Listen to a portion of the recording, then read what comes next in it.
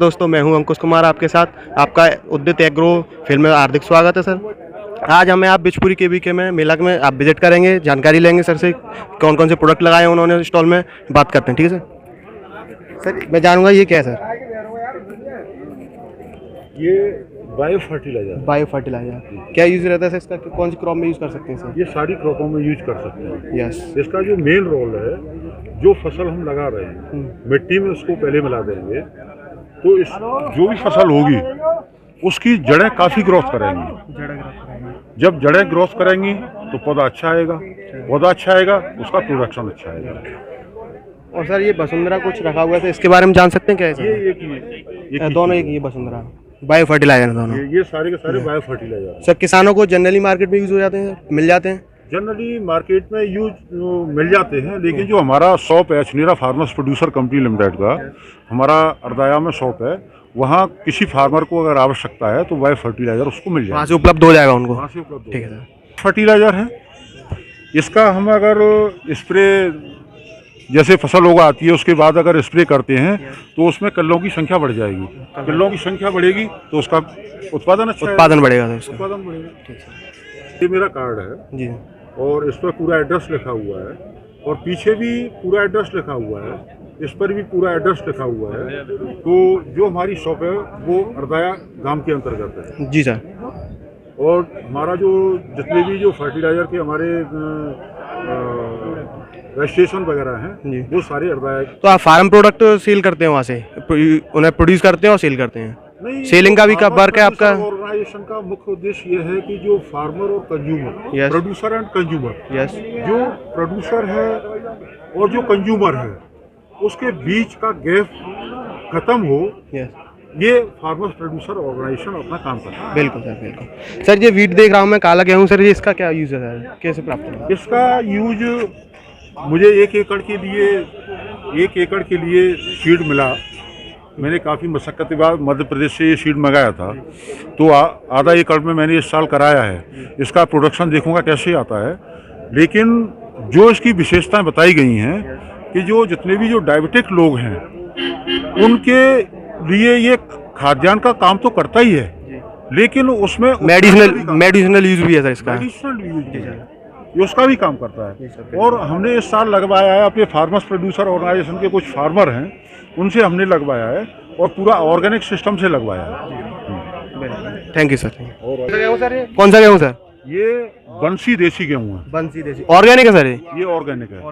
और ये जो इसका हमारे देश में जो उत्पादन बढ़ाया है वो हमारे जो सुभाष पालेकर जी हैं, सुभाष पालेकर नेचुरल कल्टीवेशन है उनका, जो जीरो बजट नेचुरल फार्मिंग पर जो काम कर रहे हैं पूरे देश के अंतर्गत, उन्हीं का बढ़ाया हुआ ये उत्पाद है।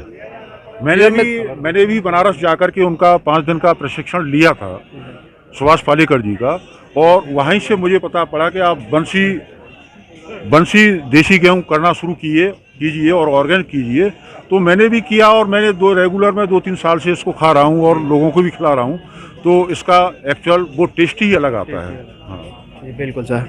और सर ये बासमती DVW 187 इस साल हमने अपने कुछ फार्मर्स को दिया है करनाल से मंगा करके, और सीड के लिए इसको ग्रोथ कैसे हो हमारी सीड, और वो अब तक की करनाल के आधार पर जो अनुसंधान केंद्र है उसके आधार पर ये अब तक की देश की हाई यील्ड वैरायटी है। हाई यील्ड वैरायटी है इसकी सर? नाम क्या है इस वैरायटी का? DVW 187। DVW 187 जी बिल्कुल। पैदावार कौन सी है? ये भी एक अच्छी वैरायटी है, ये पूसा की वैरायटी है जी। पूसा की ये भी ICR से निकली हुई है। ये वैरायटी HD 3226 है। 3226। इसका भी प्रोडक्शन बहुत अच्छा है जी सर। इस साल हम लोगों ने काफ़ी फार्मर्स को लगवाई है, इसका बीज बना करके आगे फार्मर को कॉमर्शियल भी हो रहा है, कॉमर्शियल, और फार्मर्स को भी लाभ उसका होगा। बिल्कुल सर। फर्टिलाइजर क्वांटिटी क्या रहती है सर इसकी? फर्टिलाइजर में अंतर आता है अन्य वैरायटी के अपेक्षा इसमें? देखो फर्टिलाइजर मान लीजिए कोई भी वैरायटी हाई यील्ड वैरायटी है, हाई यील्ड प्रोडक्शन वाली वैरायटी है, उसको फर्टिलाइजर की तो आवश्यकता ज़्यादा होगी। जैसे अगर कोई पहलवान है, नहीं, हाइब्रिड में तो होती है मैं जानता हूँ, लेकिन हम जान रहे थे आपकी जो नई वैरायटी निकली है इसमें कुछ अंतर आएगा नहीं, किसान कम से कम यूज करे फर्टिलाइजर को? नहीं, ये जो आपकी जो सुभाष पालेकर जी की ये जो चल रहा है बंसी देसी गेहूँ, इसमें हाई यील्ड वो हाई फर्टिलाइजर की आवश्यकता नहीं है। जी बिल्कुल सर। कम फर्टिलाइजर पे इसको हम लगा सकते हैं। कि जो हमारा अचलीरा फार्मर्स प्रोड्यूसर कंपनी लिमिटेड, हमारे 600 फार्मर जुड़े हुए हैं। हमारा मानना ये है कि हम लोगों का ये आपका फर्टिलाइजर है उसको थोड़ा सा कम कर रहे हैं। हमारा मोटो ये है कि जो देश में आप ये मान लीजिए कि जो WHO का आंकड़ा है, WHO का आंकड़ा ये है कि अगर हम आई ब्लाइंडनेस की तरफ चलेंगे तो हम करीब 20 करोड़ के आसपास पहुंच जाते हैं। अगर हम किडनी की प्रॉब्लम पर चलेंगे तो हम 12 करोड़ से ऊपर पहुंच जाते हैं। अगर हम हार्ट की प्रॉब्लम करीब 17-18 करोड़ के आसपास पहुंच जाते हैं। यानी मेरा मानना यह है कि इस हिंदुस्तान का हर व्यक्ति बीमार है, बिल्कुल। चाहे वो हार्ट से बीमार है, चाहे वो किडनी की प्रॉब्लम है, चाहे वो आंखों की प्रॉब्लम है, किसी न किसी की प्रॉब्लम हर व्यक्ति को है। वो प्रॉब्लम कैसे बनी? जैसे हमारे यहाँ हरित क्रांति आई और हाई यील्ड प्रोडक्शन के लिए हम लोगों ने, हमारे वैज्ञानिकों ने, हमारे फार्मर्स ने काम किया, तो इसमें अंधाधुंध फर्टिलाइजर यूज हुए और जो कीटनाशक दवाएं हैं, खरपतवारी नाशी हैं, अंधाधुंध यूज हुआ। जो हमारी मृदा है वो उस यूज की वजह से वो बीमार हो चुकी है।